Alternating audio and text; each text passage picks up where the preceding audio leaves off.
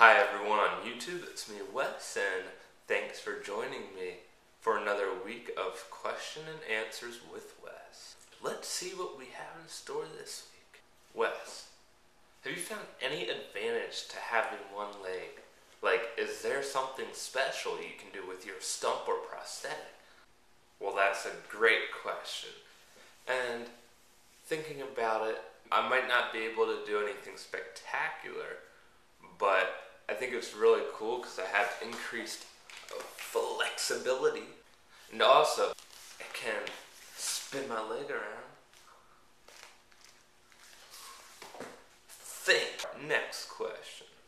What are some things that are difficult to adjust to at first? Some of the things that can be difficult to adjust to at first is just coming to terms with the fact that you're missing a limb. If you're born without a limb, it's a different story, but when you lose it, it's like you're missing a piece of you that you once had. It's like losing a loved one. Once you can get over the fact that you have lost it, you can move forward with your life. Some of the things, though, physically that I struggled with was balance. At first, I didn't have the best balance. But over time, as an amputee, especially leg amputee, I learned how to balance really well on one leg. Which also leads me to my next question. What's the best way to take a shower? Or how do you get in and out of the bathtub? Well, check it out. Roll film.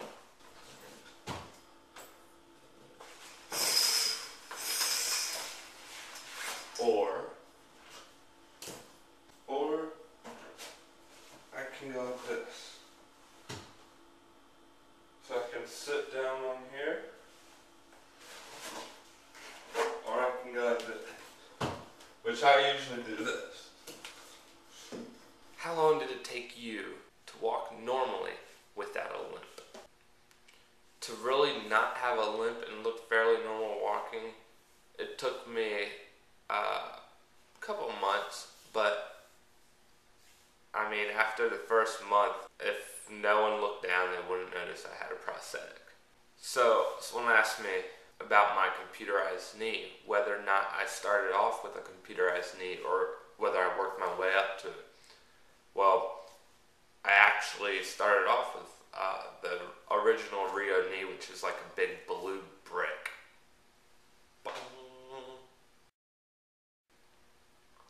And then I was able to test out the new Rio knee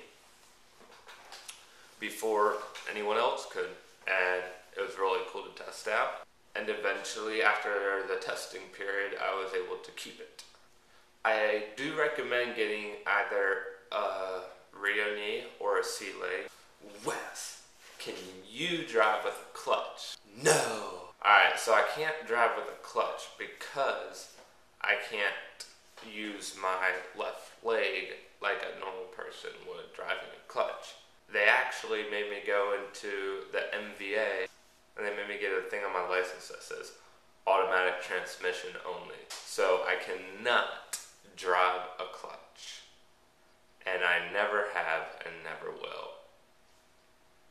2 questions from the same person. Why is your residual limb so thin? And does your residual limb need a lot of care? Well, my residual limb really isn't that thin, but it is thinner than my other leg, or skinnier, should I say. It is skinnier because after the first month or so of being an amputee, the muscles atrophy, which means they start to deteriorate because you're not using the same muscles that you once had that connected to your lower leg. Those muscles aren't being flexed and strengthened the same as before. They can be strong, but they're just not going to be the same bulk. And so that's why all amputees, their legs or limbs are skinnier than their other limbs. And my residual limb, no, doesn't need a lot of care at all. Just normal care with washing and stuff.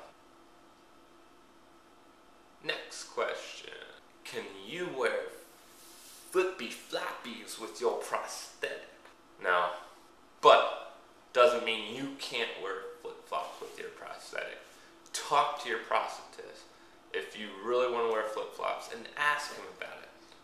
What kind of prosthetic ankle do you use, Wes? Well, I use something called the Prosthetics by Oser, and it has a blue torsion ball and an air pumped column, which allows for the blue torsion ball allows for twisting and up and down shock absorption. So here is the blue torsion ball, which allows the foot to twist back and forth. This is the split carbon fiber foot, which, as you can see here, they can split to allow better walking on uneven terrain. How many different prosthetic legs do you have? Now I have 3 legs. I have my walking leg, which is the Rio knee.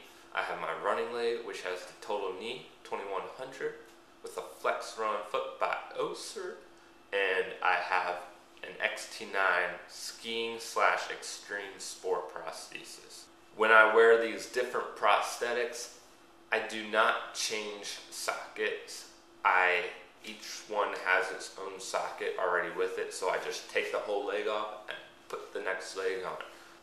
Wow, that was a lot of questions this week, but I loved answering your questions. So guys, continue to submit your questions.